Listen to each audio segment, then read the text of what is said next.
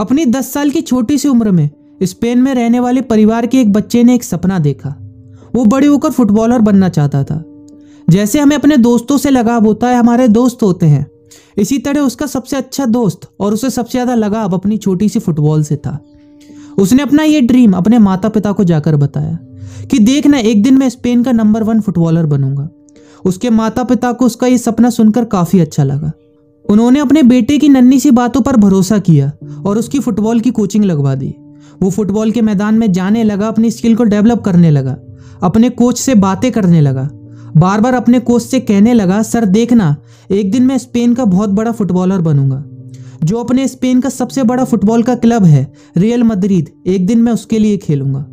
Coach को भी लगा कि ये जो बच्चा मुझसे सीखने आया है, इसकी आंखों में एक अलग ही चमक है और सबसे बड़ी बात, इसे खुद पर बहुत भरोसा है। जिसके बाद कोच ने भी पूरी शिद्दत से उसे सिखाया, उसे तैयार किया और वो 10 साल का लड़का कब 20 साल का हो गया पता ही नहीं चला। और इन 10 सालों में वो अपनी फुटबॉल की स्किल को इतना डेवलप कर चुका था कि वो दिन भी आने वाला था जिस दिन उसे स्पेन के जाने माने फुटबॉल क्लब रियल मैड्रिड में शामिल करने वाले थे। उस दिन से पहले वो बहुत खुश था कि कल उसका सपना पूरा होने वाला है। उसके माता पिता भी खुश थे, यहाँ तक कि उसके कोच को भी काफ़ी खुशी थी।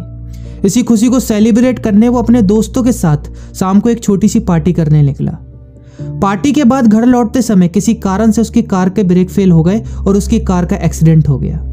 एक्सीडेंट इतना भयानक था कि उसकी गाड़ी का चकनाचूर हो गया। किसी तरह उसे कार के मलबे से निकाला गया और वो जीवित था और उसे जल्द से जल्द हॉस्पिटल पहुंचाया गया। कम से कम 6-7 घंटे उसका इलाज चला।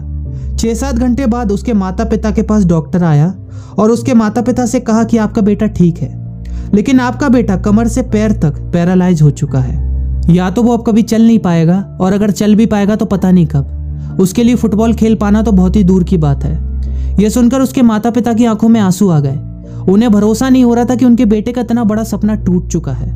उन्हें समझ नहीं आ रहा था कि ये सब वो अपने बेटे को कैसे बताएंगे। लेकिन उसके माता पिता ने हिम्मत जुटाई और अपने बेटे को ये सब बताया और उसे समझाया कि बेटा, इस घटना के बाद तुम्हारी आने वाली जिंदगी में बड़ी मुश्किलें आएंगी और तुम्हें इन सब का सामना हिम्मत के साथ करना है, हारना नहीं है। जब उस लड़के को ये सब मालूम पड़ा तो वो बहुत मायूस सा हो गया, उदास रहने लगा। उसे समझ नहीं आ रहा था कि अब आगे क्या होगा। 18 महीने तक उसका हॉस्पिटल में ट्रीटमेंट चला।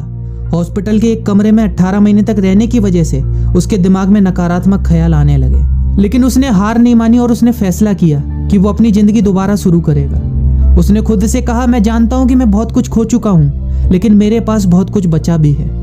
एक दिन उसके टेबल पर नर्स गलती से उसकी चेकअप लिस्ट भूल गई। उसने उस लिस्ट को उठाया और उसके पीछे की साइड ऐसी बैठे बैठे कविताएं लिखने लगा। धीरे धीरे उसका लिखने का लगाव बढ़ता गया।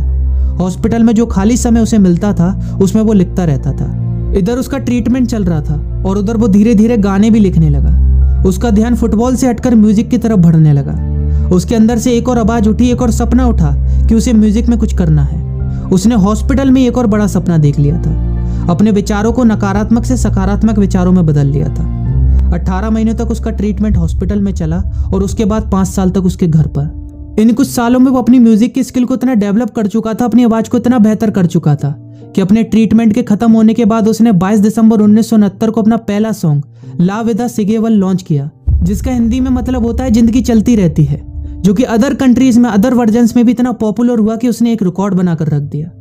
ये कहानी थी स्पेन के जाने माने सिंगर, सॉन्ग राइटर और प्रोफेशनल फुटबॉल प्लेयर उलियो इग्लेसियस की, जिनकी अब तक 30 करोड़ से ज्यादा एल्बम बिक चुकी हैं और जिनकी स्टोरी हमें सिखाती है कि अगर लाइफ में एक सपना टूट जाता है, हम कुछ खो देते हैं, इसके बाद हमारे पास जो कुछ भी बचा हुआ है उसकी सहायता से हमें नए सपने की तलाश करनी चाहिए।